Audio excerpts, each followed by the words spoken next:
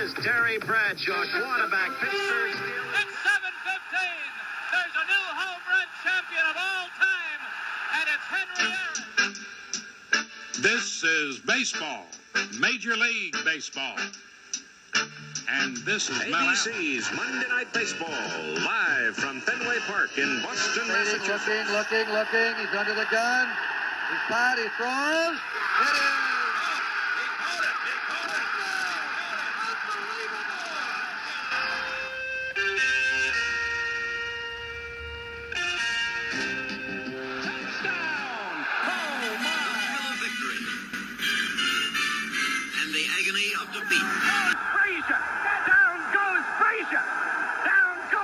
Past Our Prime is on the air, and Joe Greene is on the cover. Who's Joe Greene? Throw a mean in front of that name, and you know who I'm talking about, one of the biggest, baddest dudes in the NFL in the 70s, and for all time, NFL Hall of Famer, Mean Joe Greene. I'm Scott Johnston, joined by Billy the Bully Mahoney and Mark the Shark Hoffman, just trying to, if we're going to be talking Mean Joe Greene, we need a little intimidation here. Yes. Mark is a shark, man. He's a shark. It's funny. I always say this about, if you guys have noticed this ever, if you're watching Charlie Brown cartoons, they never say, "Here comes Charlie." He's always Charlie Brown. And if they said Charlie, you'd be like, who are they talking about? Yeah. And that's kind of Joe Greene. When they say, sacked by Joe Greene, I'm kind of like, oh, who's that? As great a football player as he was, you know what he's remembered for the most? Oh, the Coke commercial, right? Yeah, absolutely. Throws the jersey.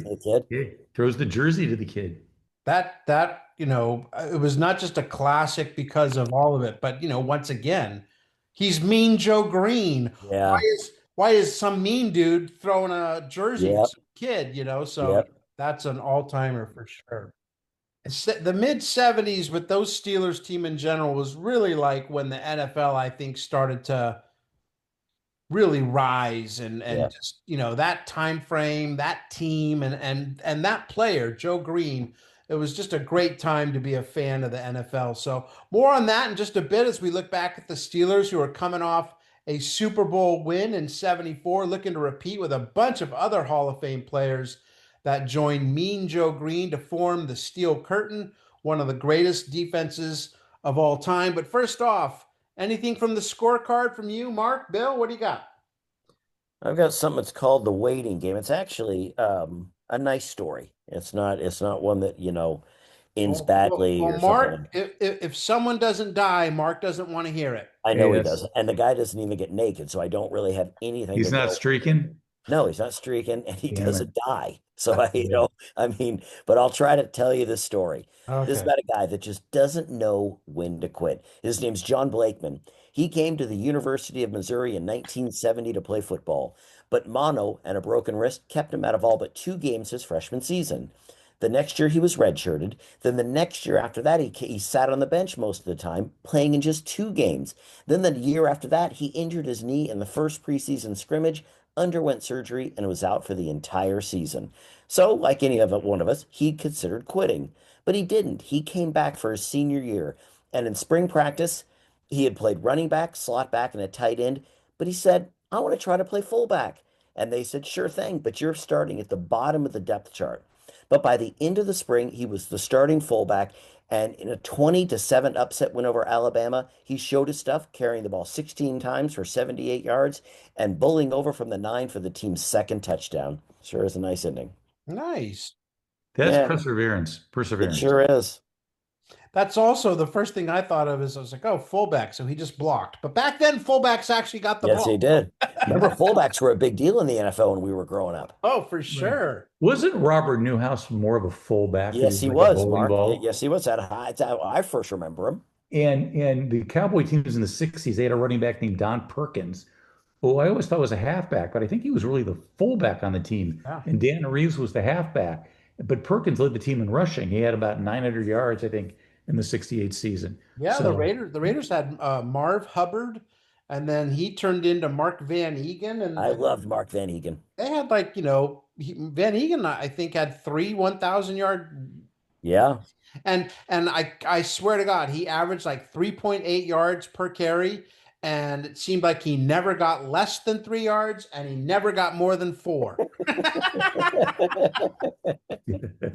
I loved those years Consistent, of football. very I loved consistent. those years. I love on the wishbone offense where the fullback's like right at the point of attack. So like the two tailbacks can hide behind the fullback. Yeah. Now the fullback's the one that gets contact every time. Right. Or that, when the quarterback would line up under center and then just, Yeah. hike it and quickly turn and he just, go right off guard. Yeah, that was Right, awesome. right. What do you got? Well, you know what?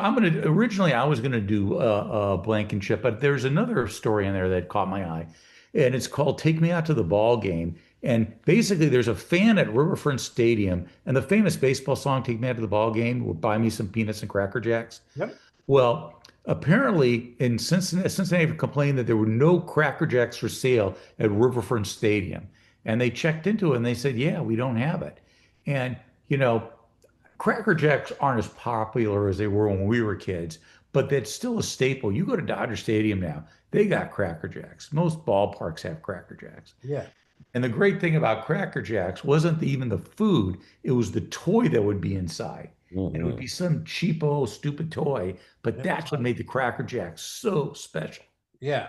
It really was a piece of crap. It almost never, it was like getting the toy at the bottom of the cereal box. God, Remember, those were so awesome, though. remember what a big deal that was? And But me and my sister would fight for it.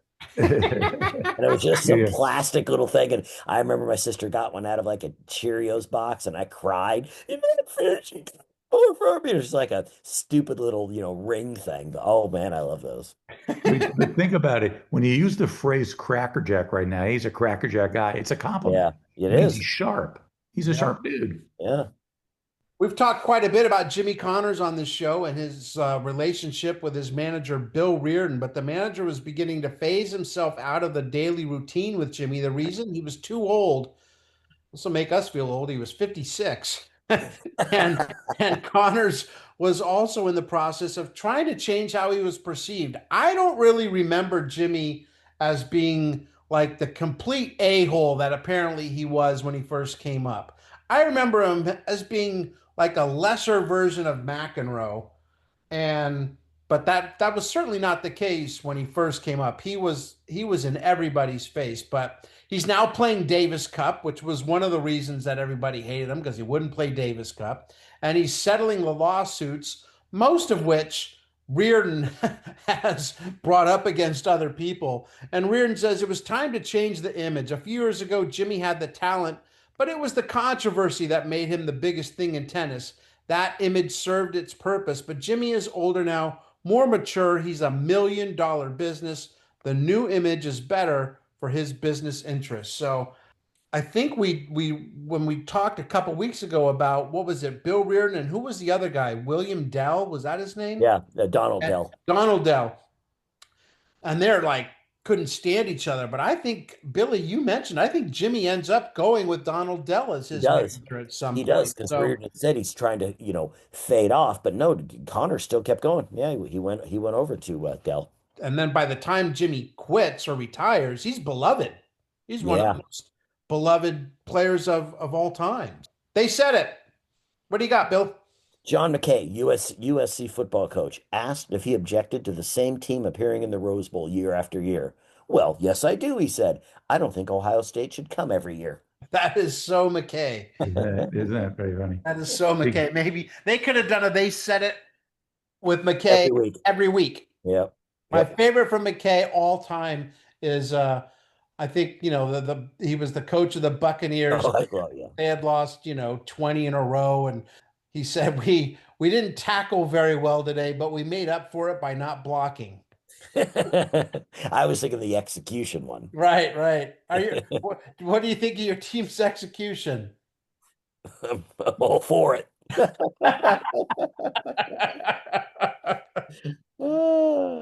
Mark. I got one. Stephen Talley. He's a 5-year-old Cincinnati Reds fan. So he was asked by his mom after he got home from a game whether they played the Star Spangled Banner. The kid replied, nope, they played the Cardinals. That is so 5-year-old. That's so fun. Yeah. That's nice. All right, let's talk about those Ohio State Buckeyes. A year ago, Michigan State shocked Ohio State 16-13 in a very controversial ending to the game. So the Buckeyes had this early game on the schedule circled, and the Spartans paid the price. Archie Griffin runs for 100 yards for the 22nd straight game, 108 total. Pete Johnson, remember that name, ran for two touchdowns. Speaking of fullbacks, right? He runs for two touchdowns, and quarterback Cornelius Green connects with Lenny Willis on a 64-yard TD. They win in one of those games in which the score did not indicate how lopsided it was. They win 21-0 over the Spartans. But Billy, what was up with the MSU quarterback? Well, the poor guy, quarterback Charlie Baggett, he suffered, man. He besides throwing a few interceptions, he lost a fumble, fell down after receiving a snap, threw a pass after crossing the line of scrimmage, and totaled but 58 yards.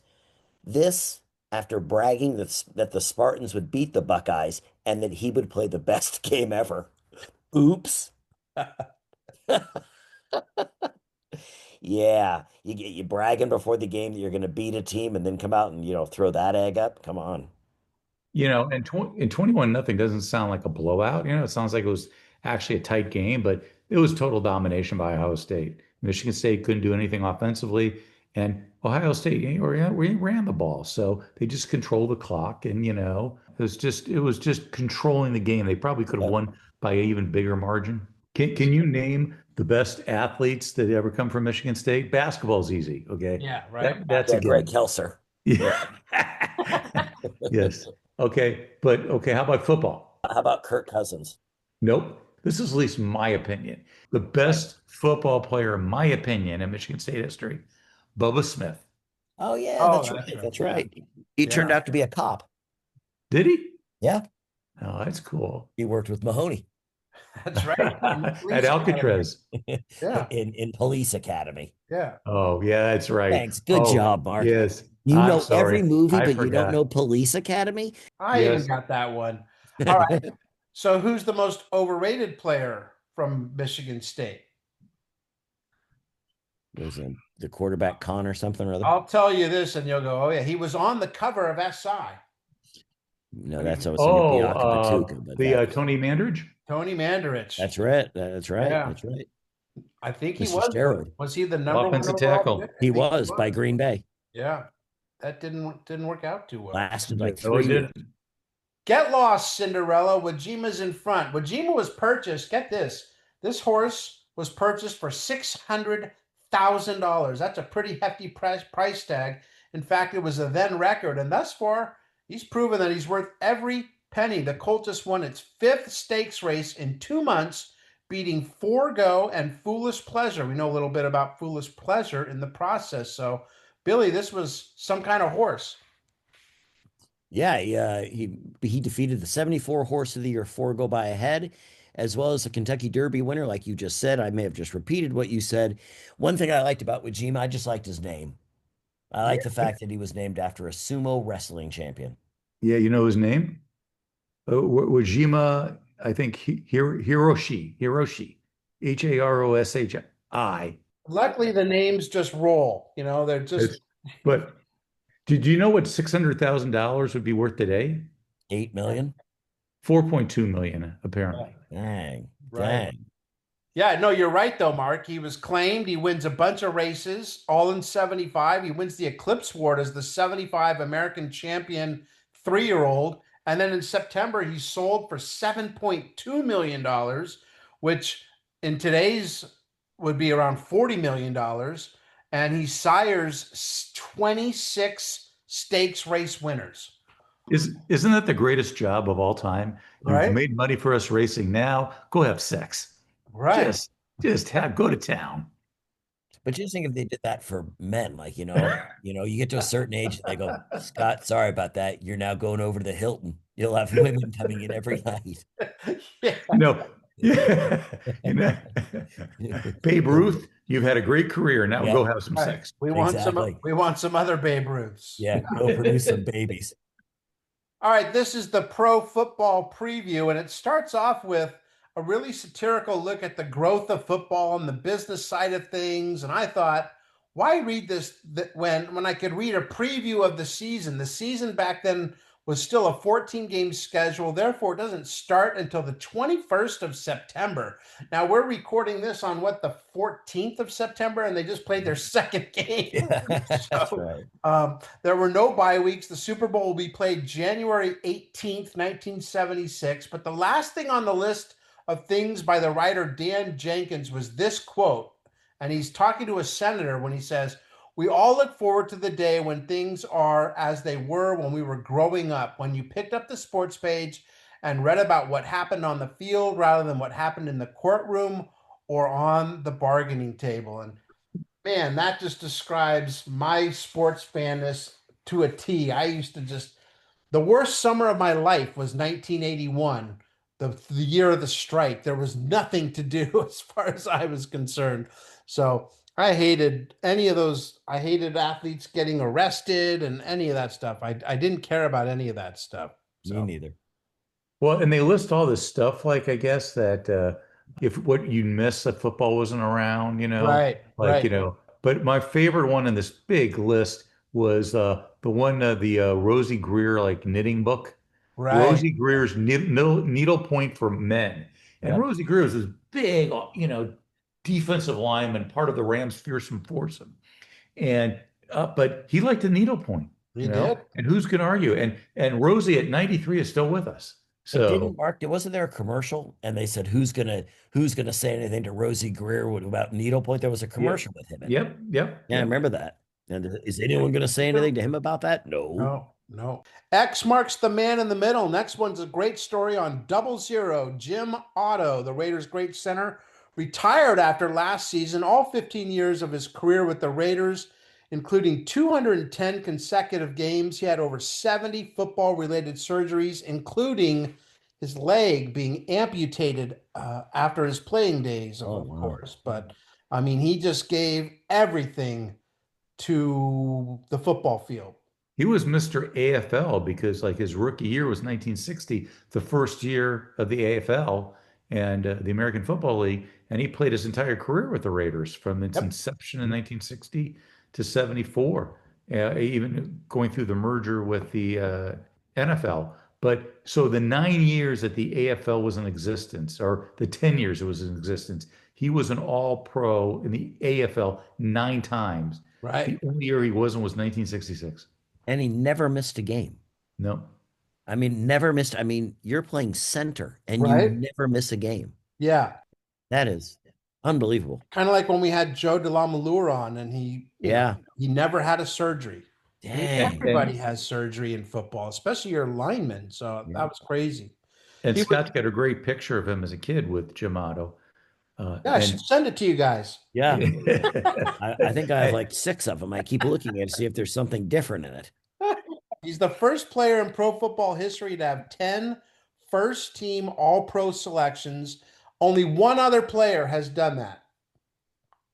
Jerry Rice. So that's pretty good company, you know? It is. That brings us to the preview of the 75 season, and let's start with the champ, shall we? The Steelers, they won it all in 74, and that is just the beginning of a golden age of football in Pittsburgh, led by the man on the cover of this issue, Mean Joe Greene, the only living member of that ferocious D-line. L.C. Greenwood died in 2013, Dwight White in June of 2008, and Ernie Holmes 5 months before that in January of 8. So I didn't know that. I didn't know that Joe was the only guy left of that line. I also didn't know that the Steel Curtain was really specifically the defensive line, those 4 guys. I knew that what did you say with the Rams? What were they called again?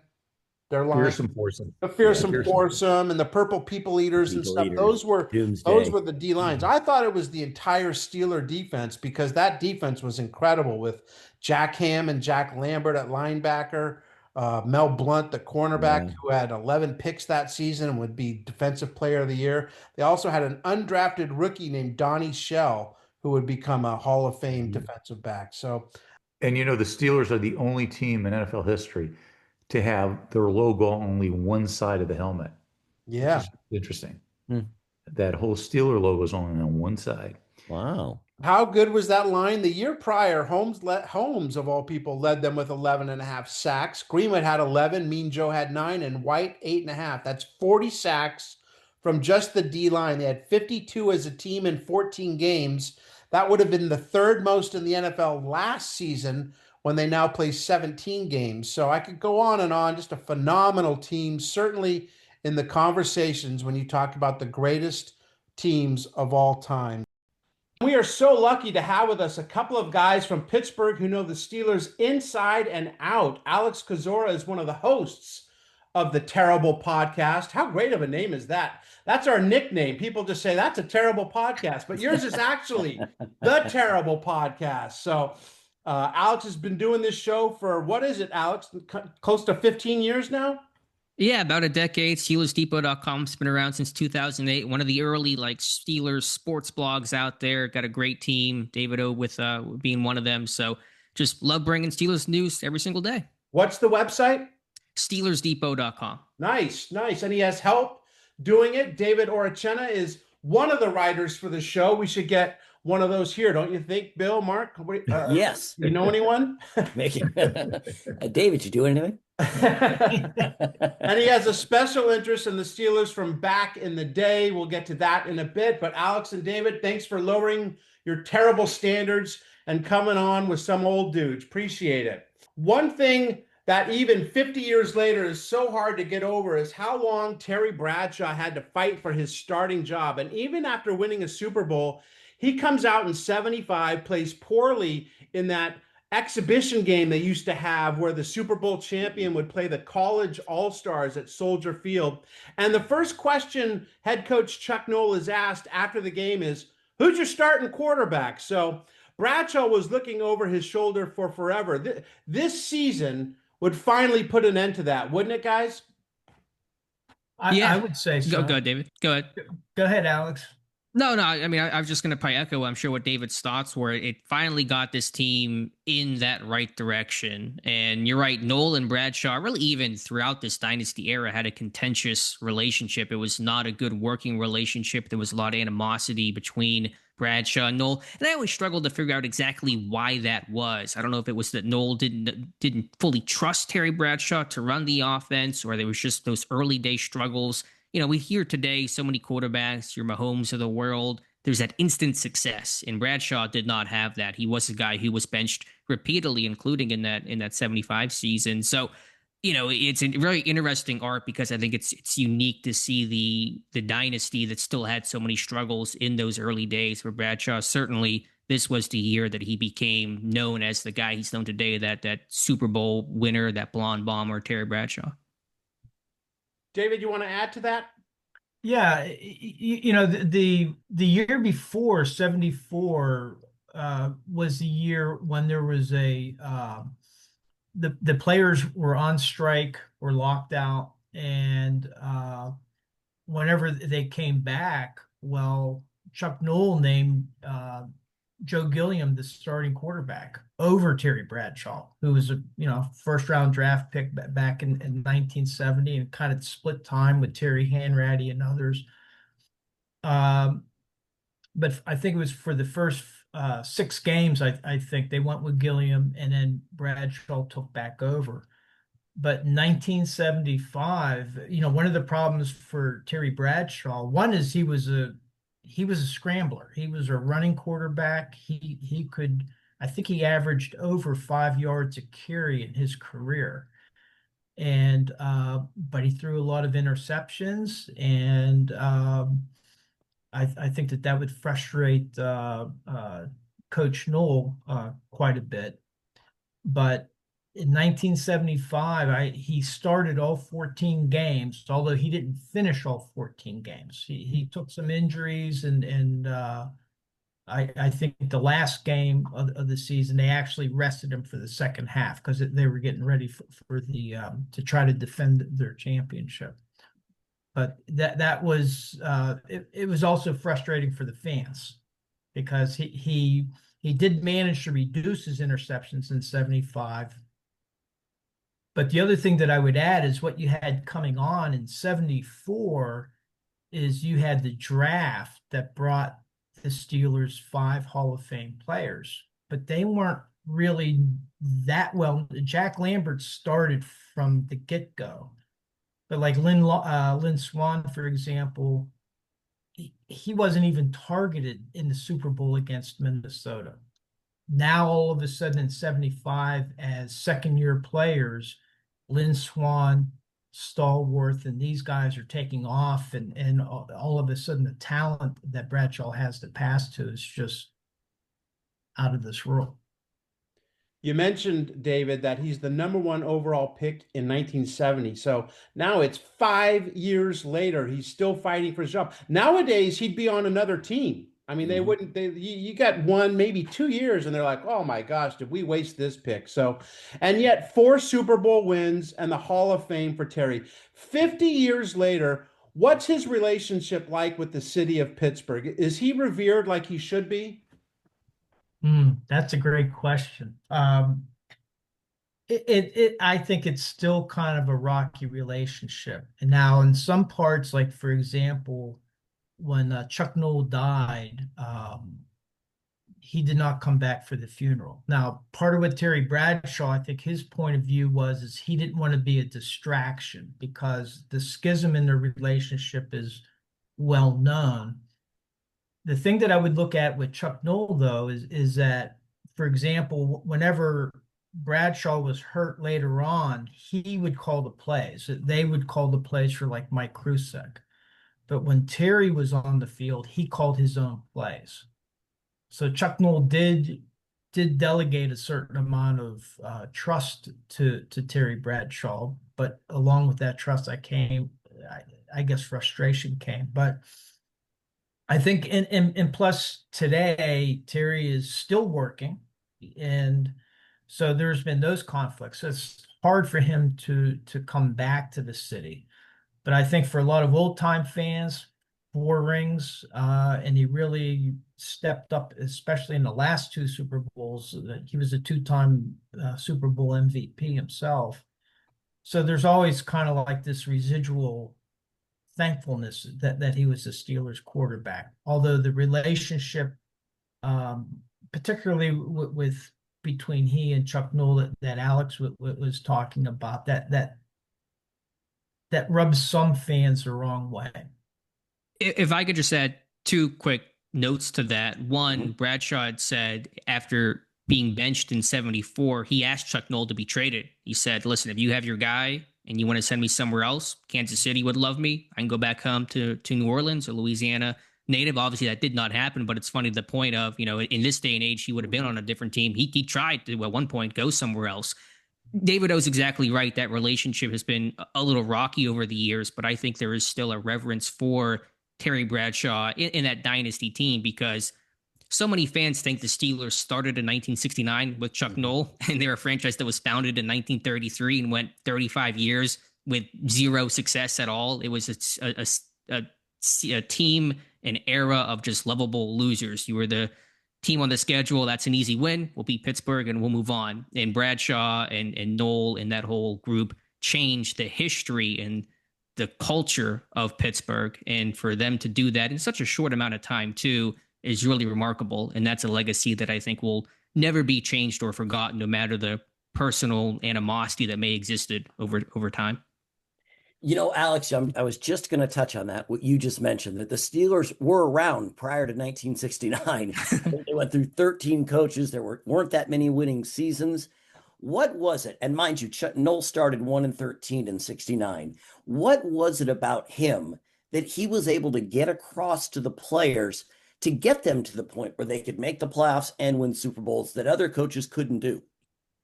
He was a teacher, first of all. I mean, because he was not the biggest or strongest player. He was the messenger guard for the Browns in those early days of getting plays in before headsets. He learned under Paul Brown. So there was a teacher component to him.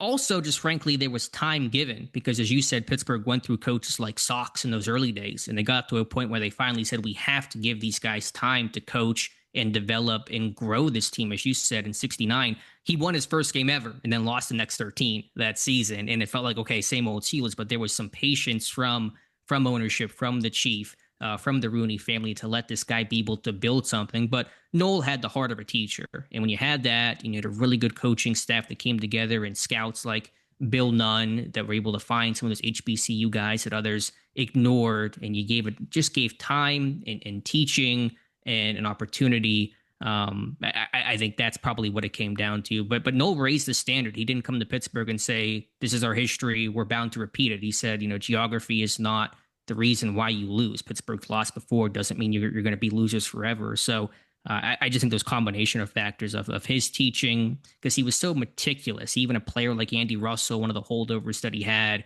a good player, but Noel would say, you got to step 6 inches this way. You're not doing it exactly right. And he had a really high standard that rubbed off on the team. And the guys that he brought in certainly reflected and carried that. Now, this one goes to David. David, I think I read that you're writing a book about the coaches of the Steelers. Could you try to we all know what kind of guy Bradshaw is, maybe more now because we see him on Fox every week for the last, 20 plus years. What kind of man was Chuck Noll? I would call him a modern Renaissance man. Here's a guy that loved music, conducted music. The one time we had longtime announcers and former players, Tunch Ilkin and Craig Wolfley, who have both unfortunately passed away, but they related the story the one time the airplane broke down, the team plane, and Chuck Noll was on the ground with the pilots and mechanics looking at it. They were afraid he was going to be underneath the airplane fixing it. He was a pilot himself. And so he had many outside interests outside of football. So he was kind of a cerebral kind of guy. And but football was his life's work. He was fond of telling his players, you always need to be seeking your life's work. So in other words, what are you going to do after football?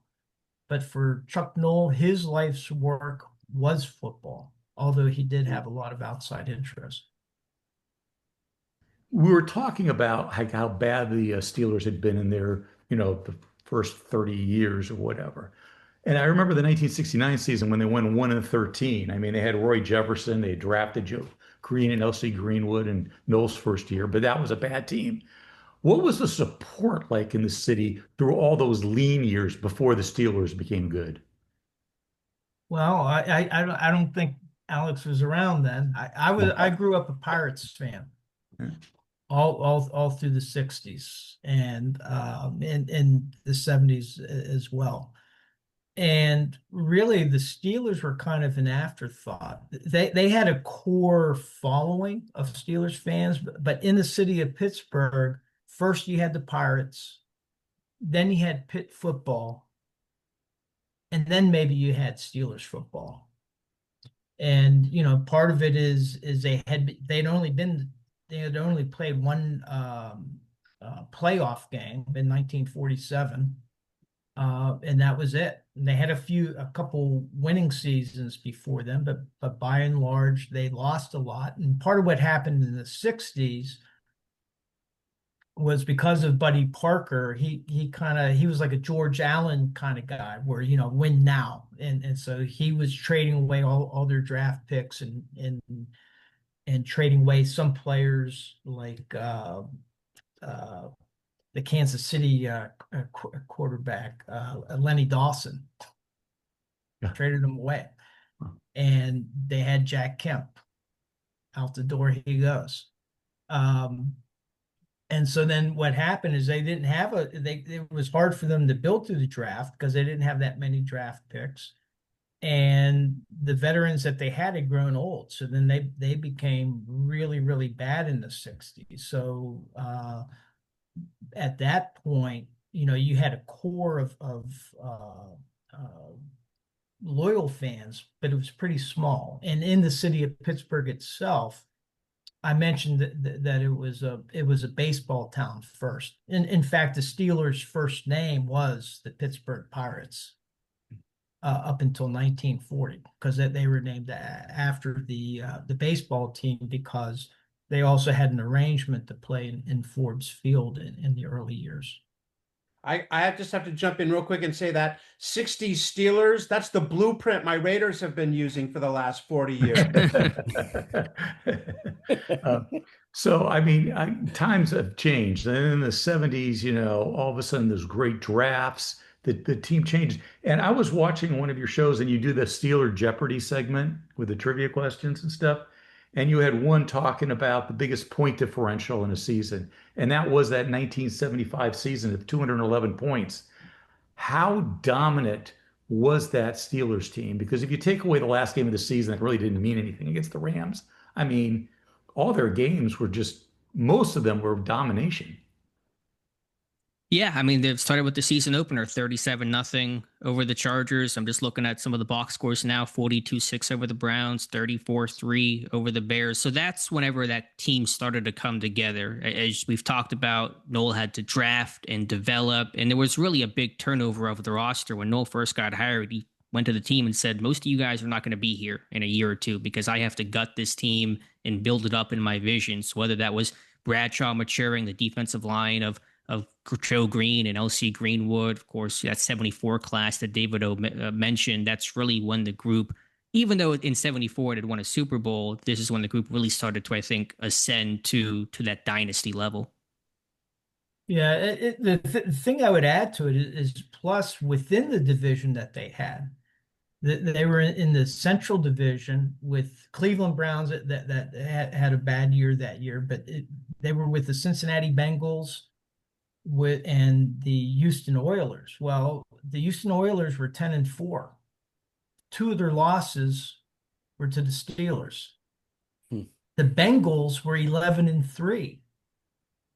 Two of their three losses were to the Pittsburgh Steelers.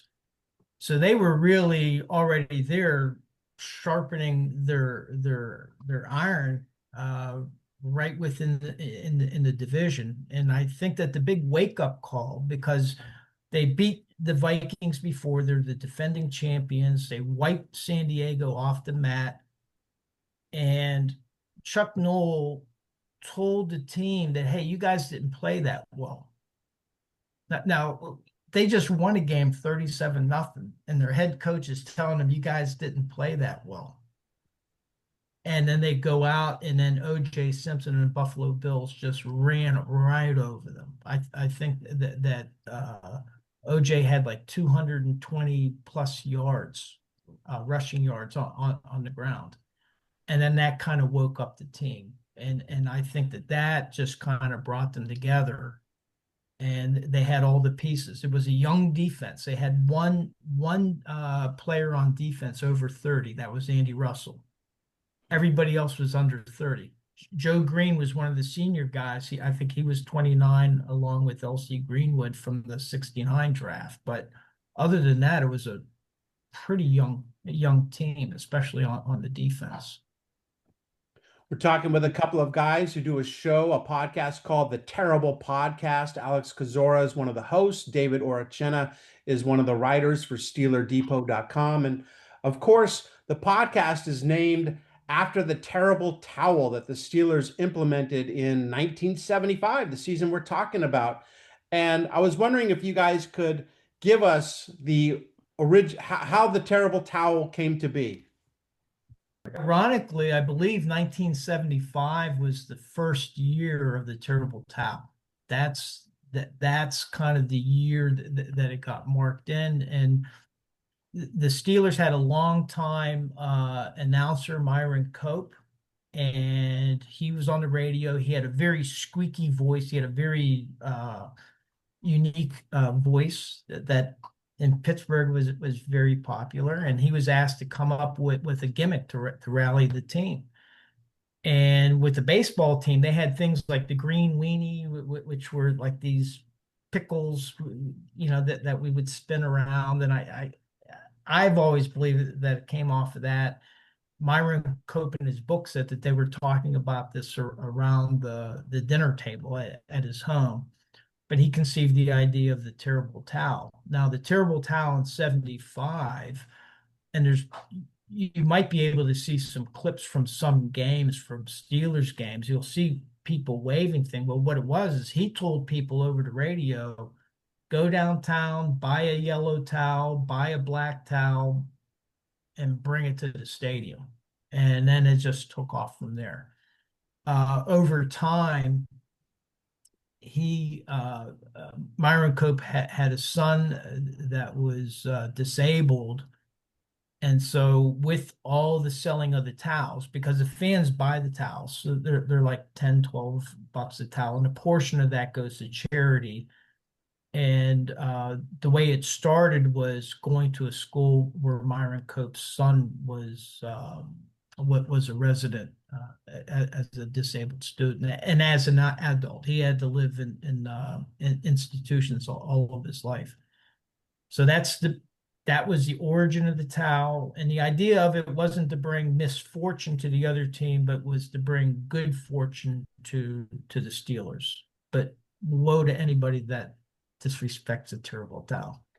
So a lot of great memories in the history of the Pittsburgh Steelers. And I remember as a kid, I had to go get a haircut, and my cousin stayed at the house.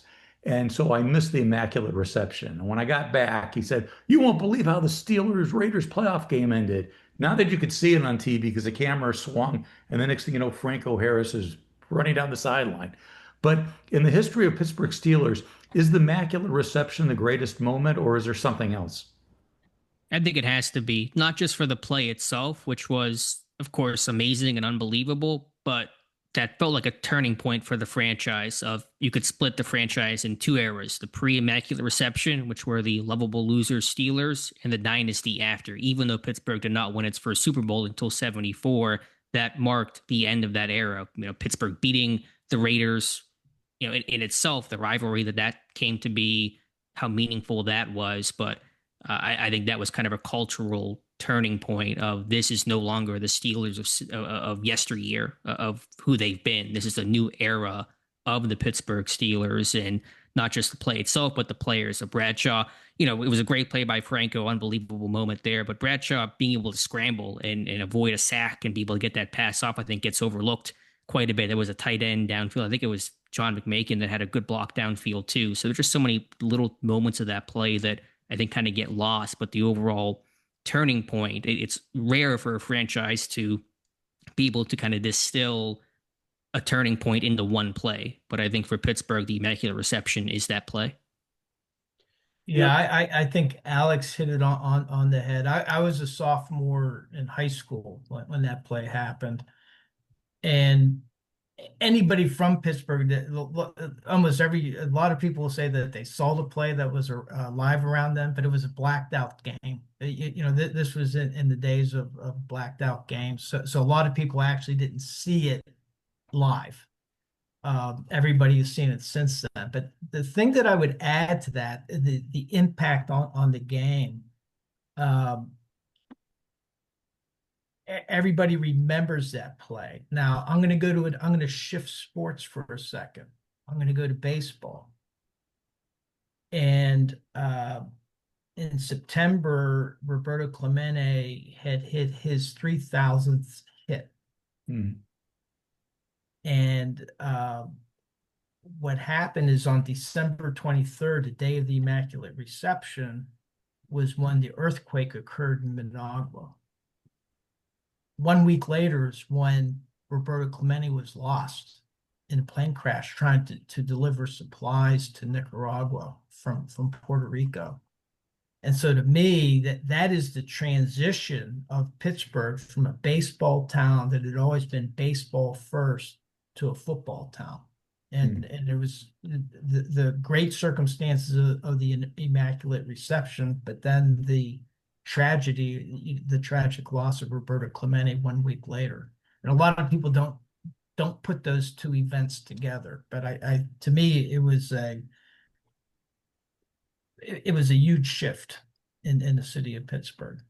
If I could add just one more thing, as David talked about, a lot of people say they saw the Immaculate Reception who maybe didn't. One who didn't was Art Rooney, the senior, the chief himself. He had gotten in the elevator to go down to the locker room before that play happened, assuming the game was over, Pittsburgh had lost. He was going to come down and kind of console the team, gets out of the elevator, and he realizes what's happened. So that's kind of one of those also funny moments that the owner, who had owned the team for so long, bought the team in the Great Depression, helped see it through those lean years missed that iconic moment. But he stepped on the elevator a loser. They said he stepped out of it a winner is kind of the history of the team.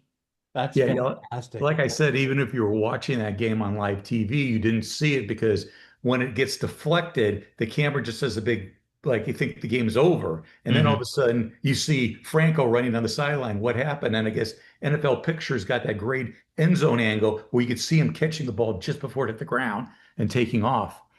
But what I wanted to get into is the distinctiveness of the Steelers. There's certain things about them. They're the only team I can think of, especially football team, that has a decal on only one side of their helmet. And the other thing is the black and gold, the history of Pittsburgh. The city flag is black and gold. And the Pirates and the Penguins weren't always black and gold. They had different colors. The Steelers have always been black and gold. And to me, that symbolizes the city of Pittsburgh. Those are the city colors.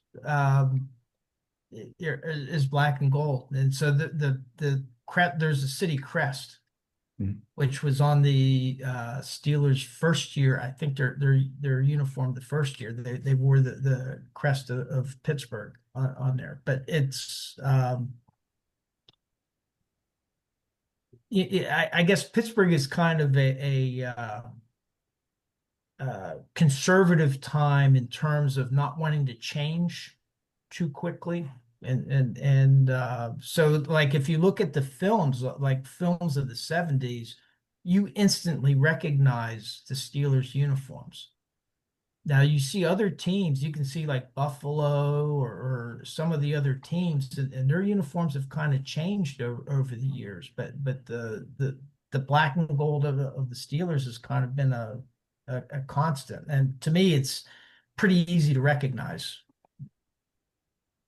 And I would just take it one step further too, Mark, and say the identity of how the Steelers played in that time and the city itself aligned. Pittsburgh, a blue collar city, the steel mills, the mines, and Pittsburgh in that 70s run. And from there on reflected that tough, physical, they really embodied the spirit of the city. And I'm sure that there are other franchises that can say similar, but I have yet to find a franchise to really align with the values and the personality of the city the way that Pittsburgh did in that 70s era. So it just was a cool way that the heart of the city was kind of reflected and shown through the heart of the team.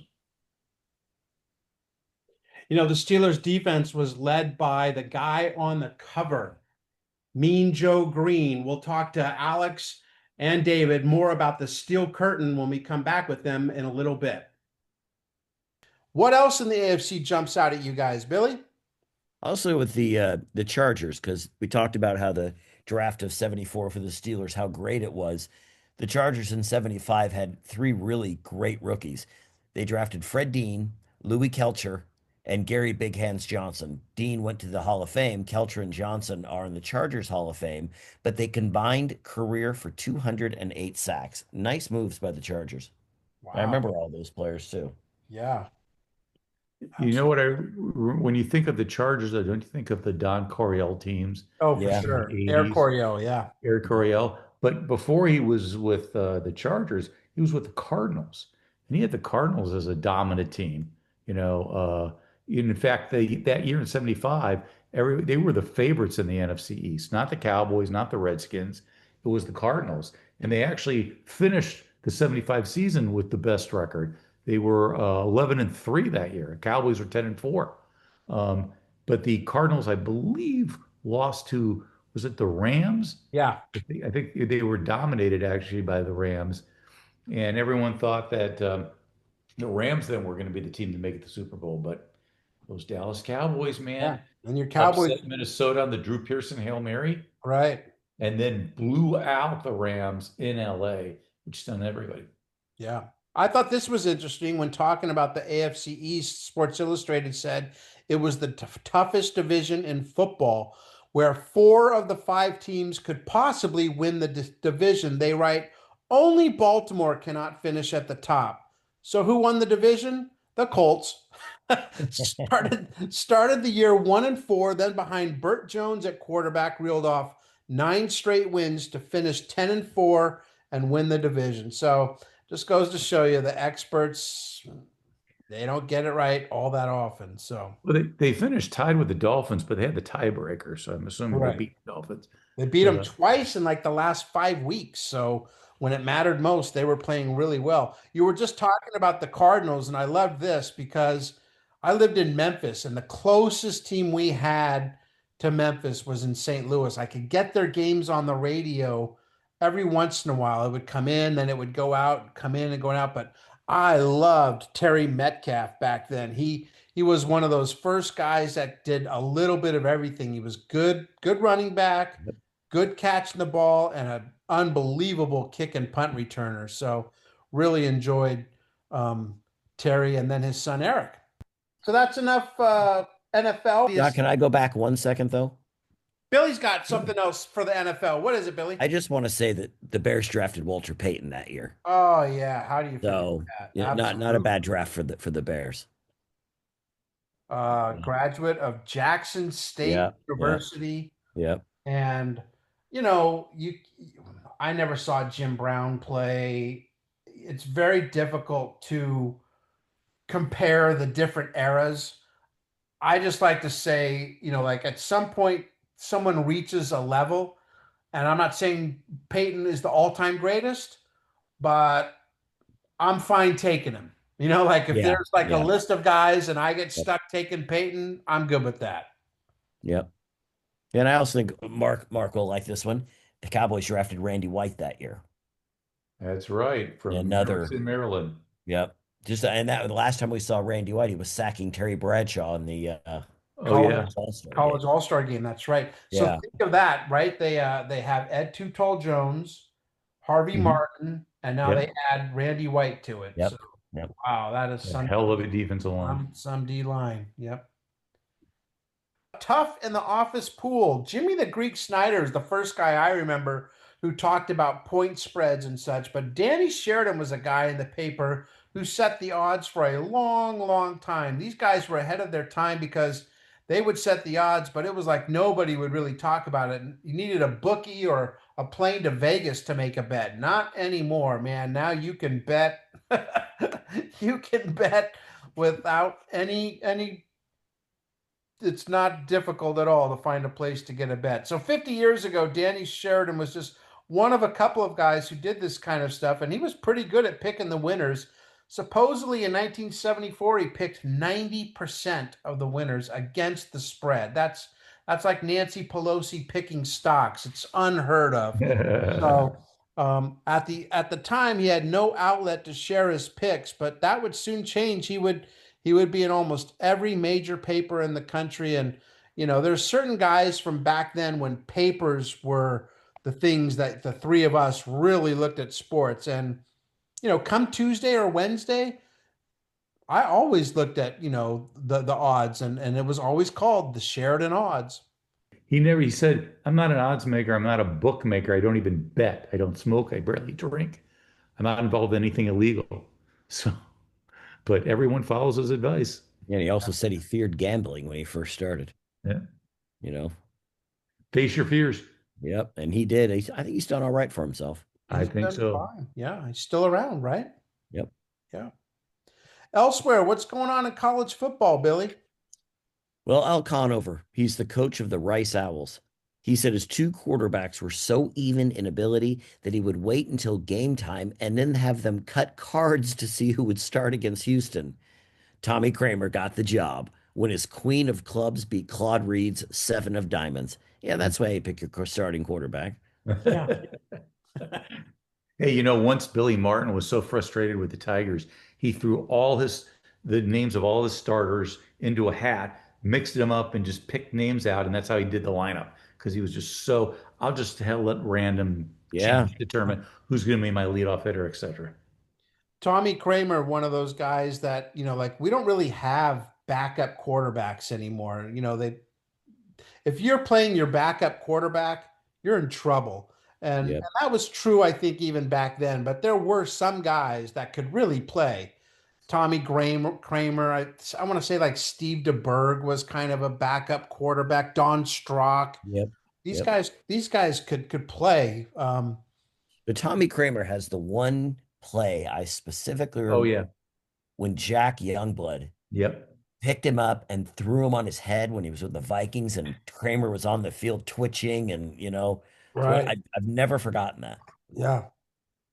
Just Yeah. those were the years where when you were a defensive guy, you could do whatever you wanted when you got to the quarterback. I thought he was permanently like I did too, damaged. Mark. I thought I'd never seen that. I'd never seen that before. Could you imagine, we do this all the time, but like if a defensive guy did that now, he would be out of the league. He would be.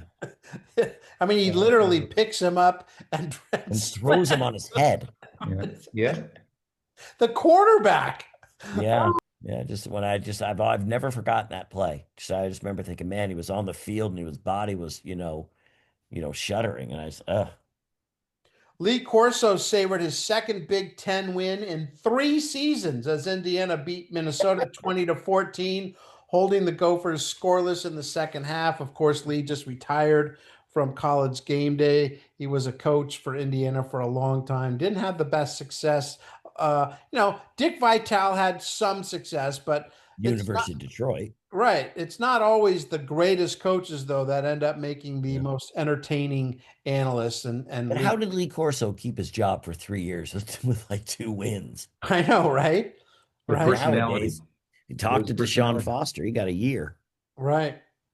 Well, Mark said I had had enough, and that was it. He did. He pulled the trigger. He can't lose by 25 at home to New Mexico. Sorry. Yeah. It's not. Oh, But speaking, since you brought up UCLA, let's talk about their arch rivals, USC. So USC has always had a history of running backs, okay? You think of Marcus Allen and stuff, but even before Marcus Allen played at USC, there was some great running backs, starting with Mike Garrett, who won the Heisman Trophy, then O.J. Simpson, then Anthony Davis. Well, in 1975, a new running back made his debut, and his name was Ricky Bell. And in his very first game, he rushes for 256 yards and 4 touchdowns as USC beats Duke 35-7. That was shattered USC's single game rushing record at the time. So that's a way of starting your career, huh? Yeah. Broke C.R. Roberts' record. Chris Roberts, your guy, probably. Yeah.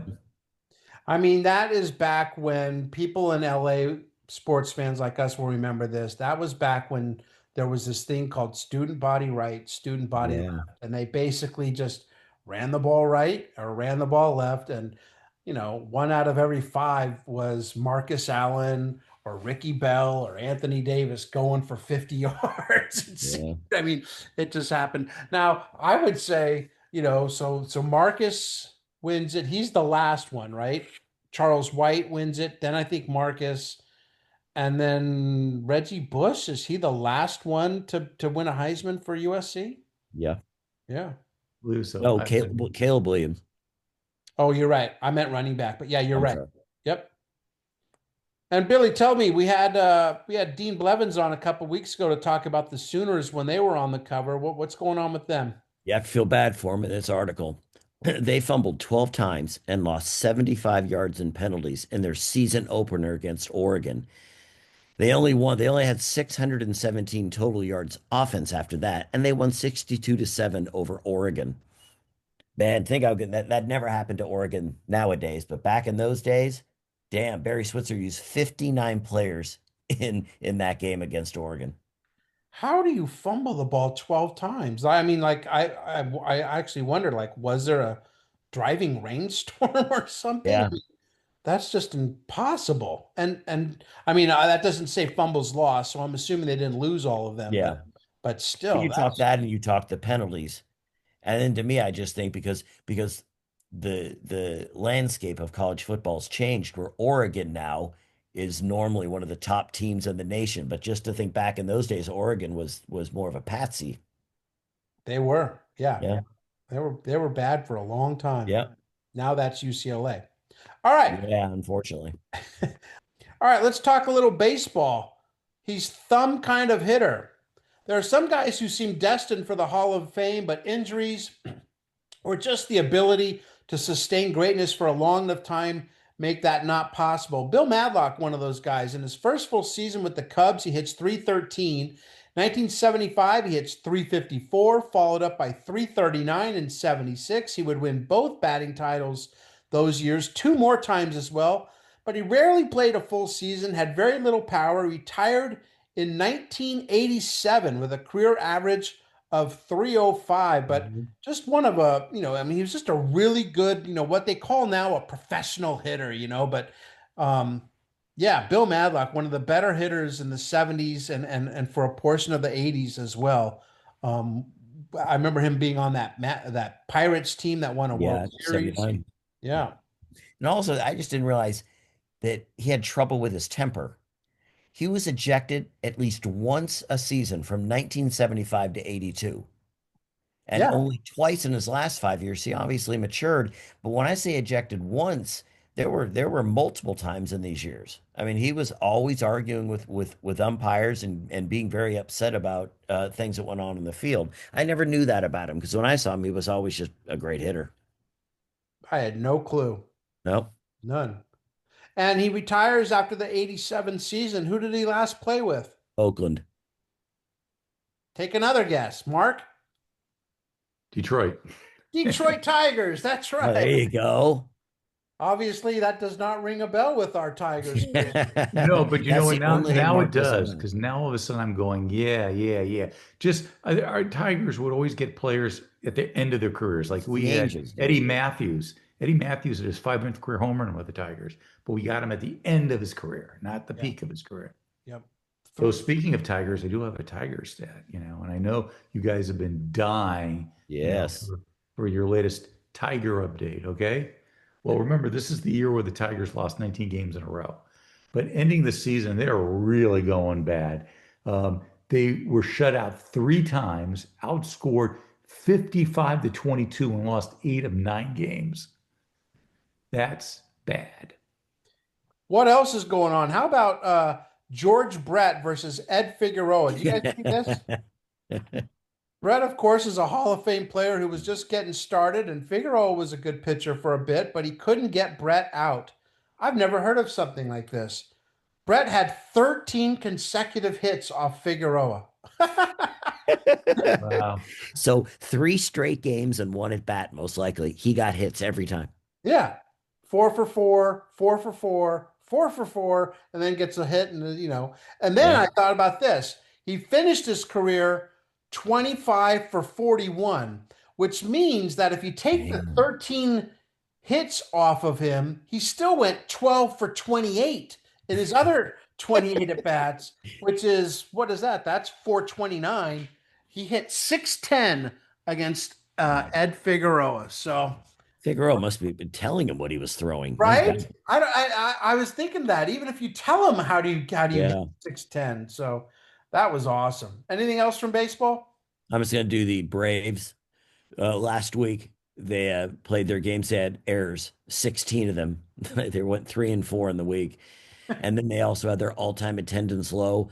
737 people came out to watch a loss to the Astros. 737 in a Major League Baseball stadium.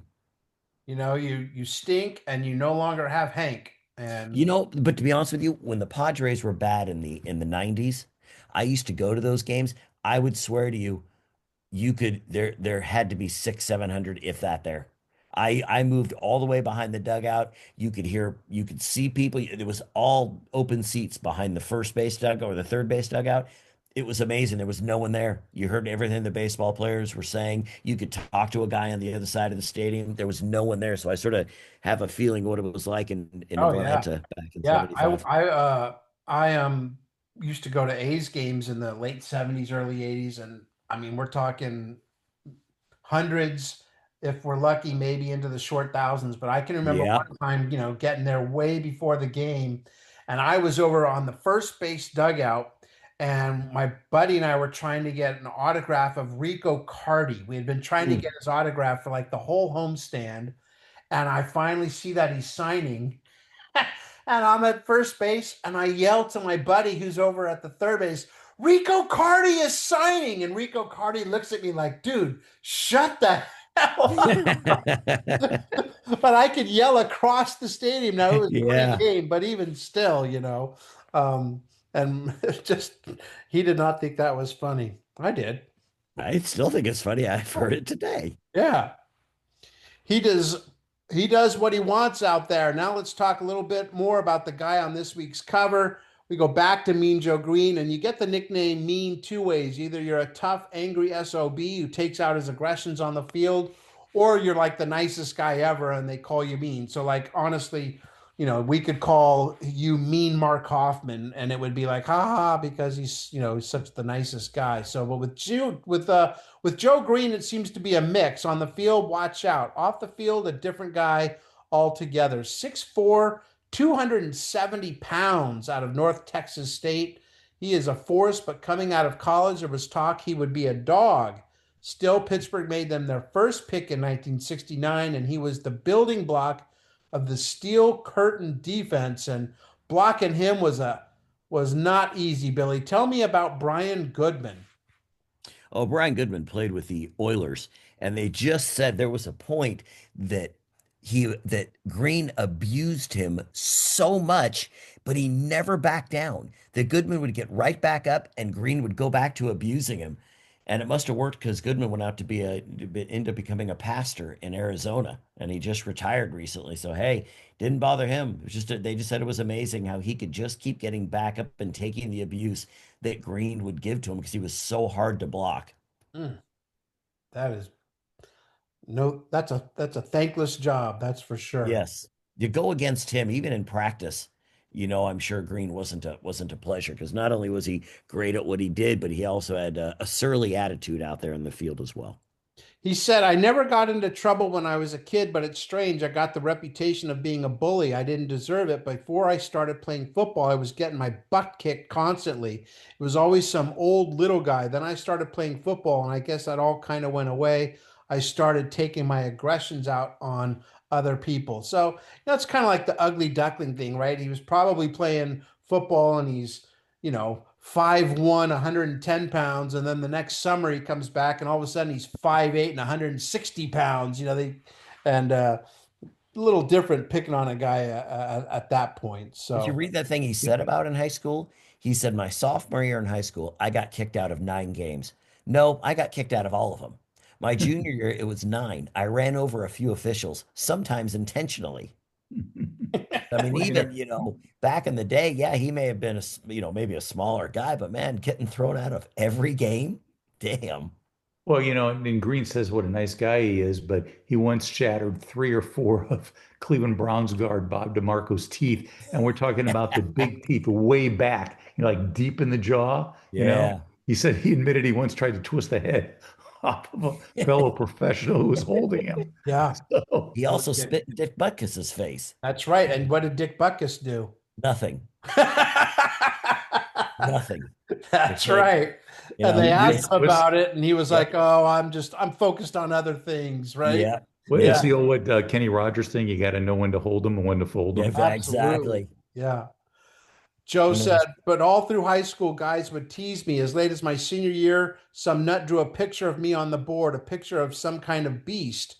I guess they didn't know it hurt my feelings. All of a sudden, one day I'd say, hey, and pop them on the side of the head. That's how I got in the habit of being a nice guy, which I ain't no nice guy.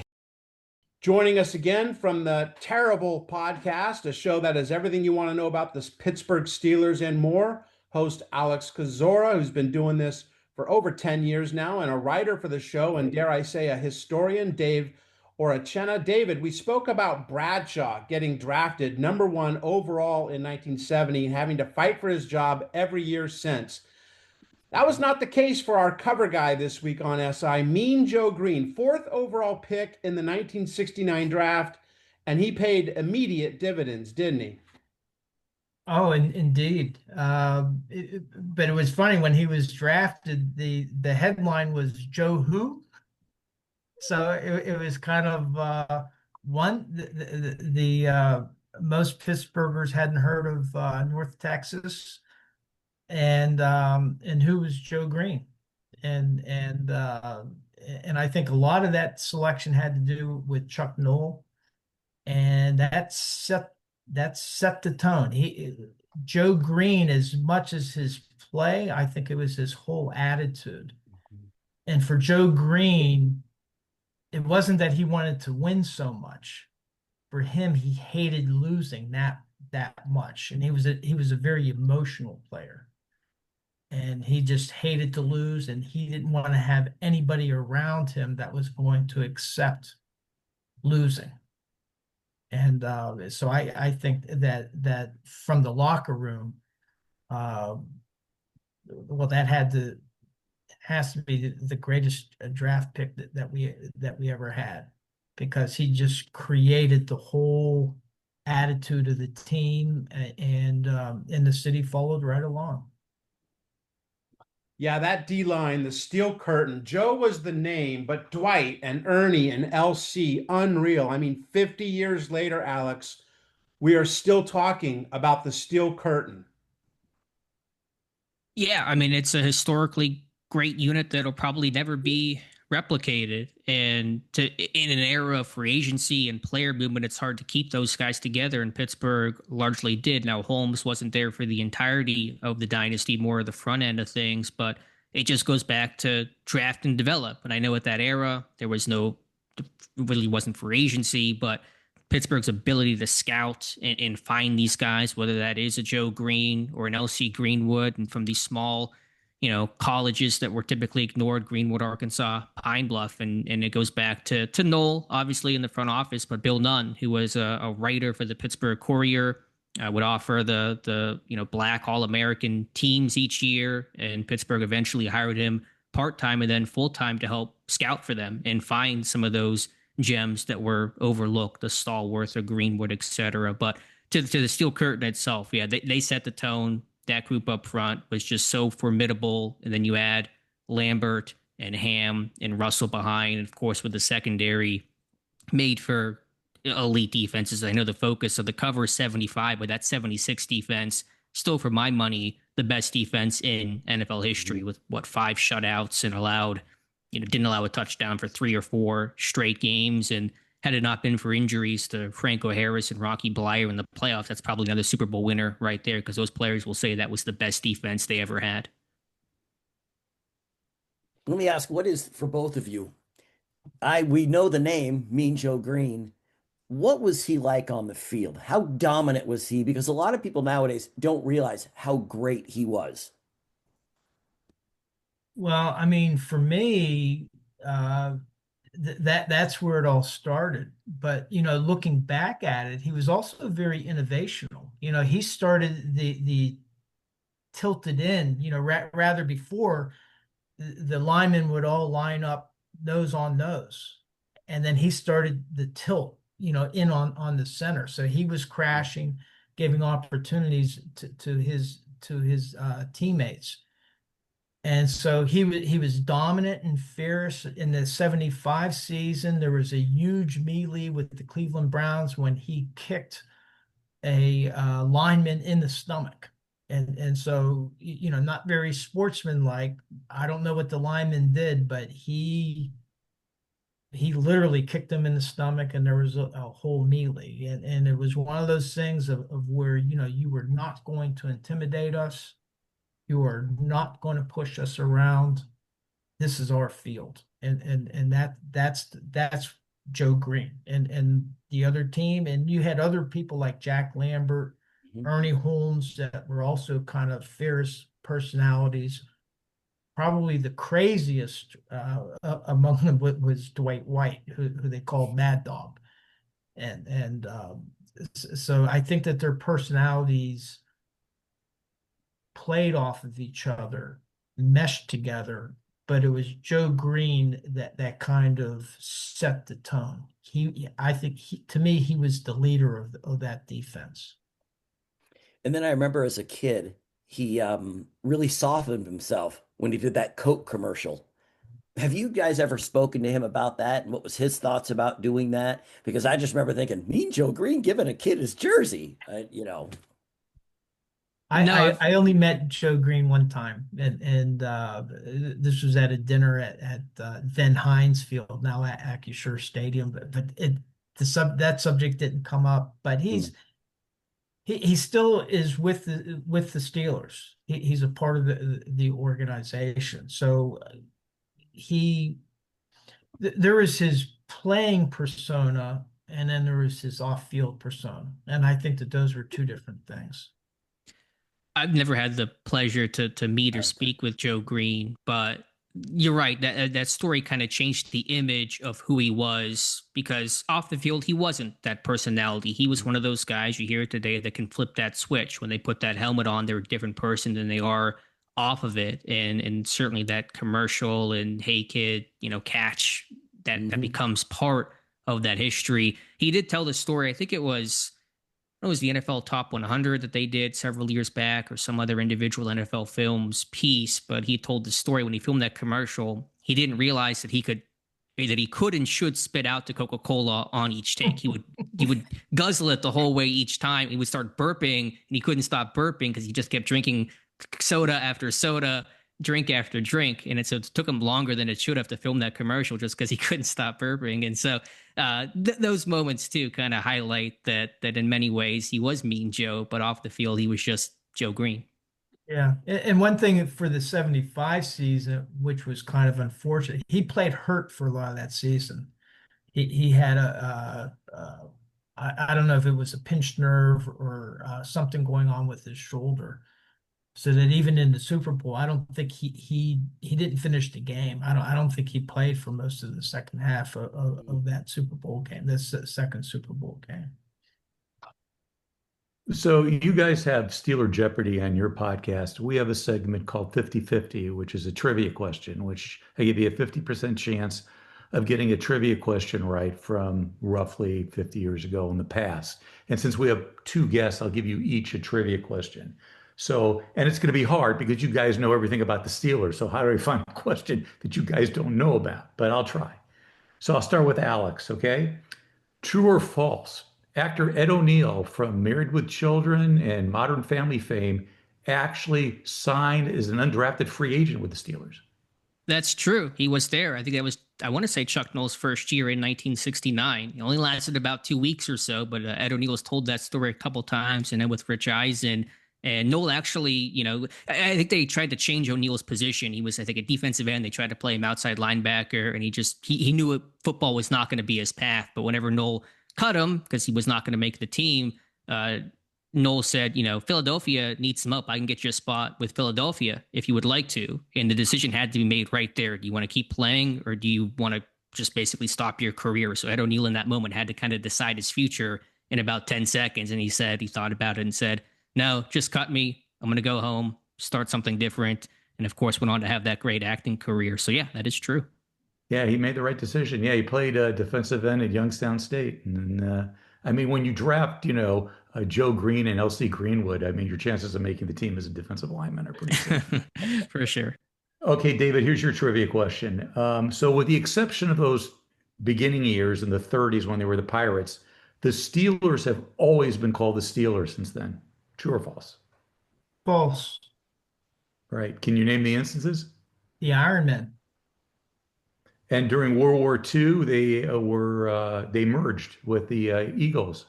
Well, yeah. So there's a couple different changes in 1943. Due to the shortage of men, you didn't have an NFL draft so much as you had the military drafts. So the Steelers combined with the Eagles, and then they were just coined the name the Steagles by a sports writer, and it stuck. 1944, they combined with Chicago Cardinals, and they were known as the Carpets. That team finished 0-10. But I mentioned the name the Ironmen. What a lot of people don't know is that Art Rooney sold the Steelers in 1941, 40 or 41. I might be getting my years off. But what happened was there was a young Steel heir from that lived in New York. He wanted to buy a franchise. The Steelers had never turned a profit. The Eagles had never turned a profit. And both Burt Bell and Art Rooney turned him down, but the guy kept on pressing. And so then finally, Art Rooney sold the Steelers to this guy. And with the money that he got from the sale, he had come into the Steelers for $2,500. That was the franchise fee in 1933. He sold the team for, I think, roughly $100,000. $50,000 of that, he bought 50% interest of the Eagles. And so Burt Bell and Art Rooney became co-owners of the Eagles. And then they were raffling, they were trading off the players, who was going to play on which team with this new owner of the Steelers. Well, what happened is this guy didn't want to go to Pittsburgh. New York is easier to get to Philadelphia. So they swapped franchises. So Burt Bell and Art Rooney took the Eagles and they became the Pittsburgh Steelers. This guy had renamed the Steelers at an owners meeting in 1940, I think it was 41, had renamed them the Iron Men. And within a few weeks, he was with the Eagles. So literally, this is a small piece of history that people are completely unaware of, that the original Eagles are actually today's Steelers, and the original Steelers are today's Philadelphia Eagles. And if all that sounds confusing, David O knows it better than I do. Even Dan Rooney, he writes in his book that even he was and still was confused about the details of that deal because it was so kind of convoluted. So it's an interesting piece of history for sure, though, that David O, I think, knows as well as anybody.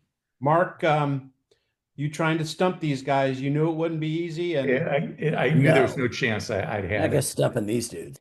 Now, Alex, I know you weren't around in 1975, but I know you know your stuff, and you can go back and talk about this. Do you have a favorite player from back in the day that we've not talked about, and someone you just go, man, I just love that kid growing up, and tell me about him? From that 75 team or any kind of older Steelers era. If I could go back a little bit before even Noel's arrival in that dynasty, there was a guy in the 60s named Eugene Lipscomb. His name was Big Daddy. He was one of the first athletic big men, 6'6", 300 pounds, never went to college, was either in the Navy or the Marines. And I think the LA Rams, some scout found him out there one day and signed him. He was with the Colts and then eventually traded to Pittsburgh and played with Ernie Stautner for one season. There's a great Sports Illustrated article from, I think, 1999 called The Ballad of Big Daddy about his life, this larger-than-life character. He was a wrestler in the offseason. He was a gentle giant, but on the field he was a supremely dominant player who died too soon. A heroin overdose is the official listing. It's in dispute. Everyone says that Big Daddy hated needles and would never do drugs like that. And so there's a lot of controversy about his death. So I know that's not from that 70s era. From that era, you know, it's hard to pick one. Probably Lambert for me, Count Dracula in cleats, just the tone that he set. But not just, everyone thinks about him as this fierce, feared player, but he was so intelligent too. He could call the defense. He was so smart and probably never got to do for his football IQ that he got for his physicality and intensity. He was that middle linebacker of that Steelers defense that's so historic. And I think just something about his personality really embodied who Pittsburgh became during that time. Oh, man, as a Raiders fan, I hated all those guys. Well, it's funny that Lambert kind of modeled this game under Ted Hendricks as that tall, lanky linebacker. And so in some ways, Lambert can thank the Raiders for his matchup. His growth. Look, you only hate the great ones, right? Yep. You only hate the great ones. The first player to win the NFL's Defensive Player of the Year twice, the great Mean Joe Greene. Alex and David, thanks so much for joining us today on the Past Our Prime podcast. Thank you, guys. Yeah, thanks for having me on. Thank you. We'll probably have you on again soon. Looking forward to it. Pitt Steelers come up on like every other magazine. It's like UCLA basketball. This is true. If you like football, not just the Steelers, but the NFL, take a listen to the Terrible Podcast wherever you download your podcasts, Apple, Spotify, iHeart, Amazon, all that good stuff. Go to SteelersDepot.com. Check out their stuff there as well. leave them 5-star reviews. It doesn't hurt for you to be kind. Leave them a review. Alex and David, thanks again. Thank you, guys. You guys are stars. Thank you. You know, they're coming into the stretch right now, and Scott is right there, and here comes Bill on the outside, Mark at the rail. The three of them are across the track. I'm down the stretch they come. Wire. Here's the flyer. Oh, it's a photo finish. For the record, either you got anything? I have Bob Broadhead. He fired Greg Barton as head coach of the Portland Thunder in the NFL, and so he decided to coach. He coached one game. Then, but Broadhead once had another position. He shared the quarterback position with Sonny Jurgensen when they both played at Duke. Ah, really? Yeah, well, always exciting stuff. Yeah. Mark? I actually have two really quick ones that I wanted to mention. The first one is so the ABA is announcing there's going to be a new team. It's the old Memphis team. They're going to be in Baltimore, and they're going to be called the Claws. That's a good name, isn't it? The Baltimore Claws. Now, there's only one problem with CLAUS or CLAWS? Yeah. CLAWS. I know. Claws. Like Santa. Okay? but here's the beauty of this, okay? So the article, is talking about, it's the new ABA franchise. They took a poll of fans to come up with a nickname. So they're going to be the Claws. So you think the fans in Baltimore, screw the Bullets, we're ready to root for the Claws, right? And not the Santa Claus, but the Baltimore Claws. Well, they really never did get to see him. They played 3 exhibition games, and then they were expelled from the league for financial difficulties. So the Claws were never meant to be. They never played that season. The other quick story I wanted to mention, Walter Alston has agreed to sign another 1-year deal with the Dodgers, his 23rd season with the Dodgers. And what's interesting is that means he's coming back at 76. That would be his last season with the Dodgers. Yep. So he would just sign these series of 1-year contracts. 23 straight 1-year contracts that I'm sure were mostly on a handshake. That's how they did things back there. And you're right. He'll manage in 76, and then he will hand the keys to the car to Tommy Lasorda. That's right. There for another number of years. Third base coach. Faces in the crowd. Mark, tell me about Kurt White. So Kurt White's 13 years old. He's from Charleston, Illinois. He became the lightest person at 86 pounds to hold the national weightlifting record. He cleaned and jerked 154.3 pounds. Well, and then he snatched 104.7 in the 93-pound class at the National Junior Olympic Championships. The hell kind of face is this?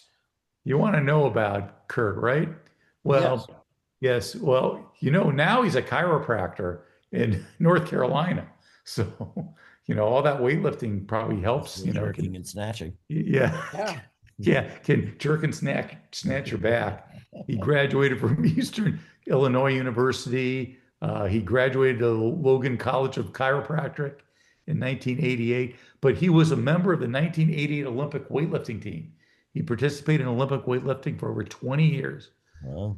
He holds several national records, and he was inducted into the U.S. Olympic Weightlifting Hall of Fame in 1998. So there's your Kurt White. You go. C-Dub. He never stopped snatching. Nope. Jerking. Oh, you Billy. Guys, get your mind out of the toilet. Yeah. Tim Wilkison. Wilkison, 15, was the youngest men's tennis player to ever win the North Carolina's indoor and outdoor championships. He would go on to professional tennis, where he would win 6 singles titles, but no majors. But he did have some amazing victories over guys like Arthur Ashe, Stan Smith, Roscoe Tanner, Guillermo Vilas, Yannick Noah, Boris Becker, Bill Mahoney, Jim Courier, John McEnroe, Andrew Agassi, and Pete Sampras. He was also the runner-up in the LA Open doubles in 1987, where we were just there like 10 years later. Wasn't that, Scott, 15 years later? Yeah. That was a tough match when he beat you. Yes, it was. It went 10 minutes. Yeah. But I got no points. I once played tennis. A guy that worked at CBS we met to play tennis, and he'd play tennis a lot. And I won the first set. And I'm like, hey, this is great, man. I'm going to show him who's boss. He won the next 12 games.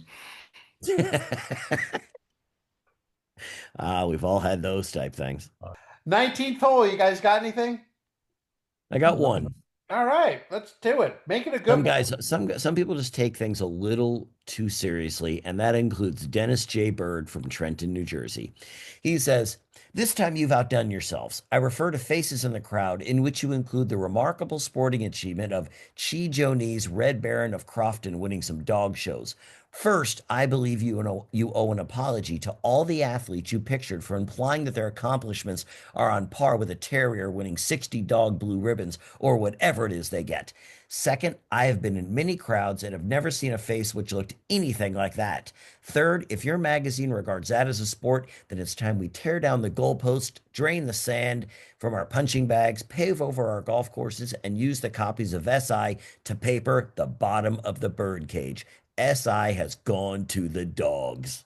Oh, wow. All that. And then at the very end, they steal a line from Mark. Yes, they did. Oh, man. They really do get worked up. How about this? Just don't read that article. Yes. Or just, once you see you don't like it, move on. Right? Damn. Yeah, he was Dennis J. Bird, not happy. That's going to do it for the September 22nd, 1975 issue of Sports Illustrated. It comes out a day after the season started back then, 50 years ago. Mean Joe Greene and the Steelers on the cover. They would go on. Mark, how did that season end? Give us a prediction how that season's going to end. Wait, which season? Oh, my God. 78. That's it. We're done. We'll talk to you next week. Ken McAfee, Notre Dame All-American, will join us next week. Until then, for Bill, for Mark, I'm Scott. We are past our prime.